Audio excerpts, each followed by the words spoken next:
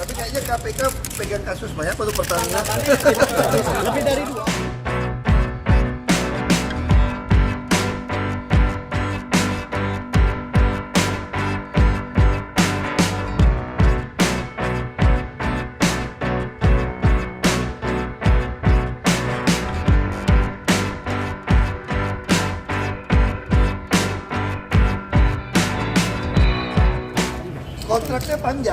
Kontraknya panjang, makanya ini kan Kasih jalan dulu. Ya sambil jalan ya. ini jadi bahan di sini lah. Kamu tanya sama mereka deh. Tapi yang pasti kontraknya panjang banget ini. Dan bagaimana bisa? Ya, Ini masih panjang. Jadi yang ditanyakan tuh nanti kamu bisa tanya ke penyidik ya. Oke, Pak. Yuk, jangan dorong.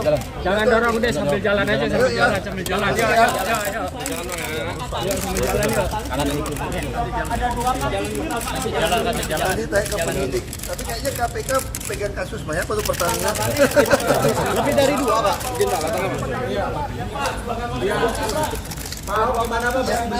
Yang pasti kami ada temuan, pasti kami laporkan pada Menteri BUMN. Nah, beberapa kita minta direksi laporkan ke penegak aparat hukum. Itu aja sih pasti. Ya. Oke, Pak.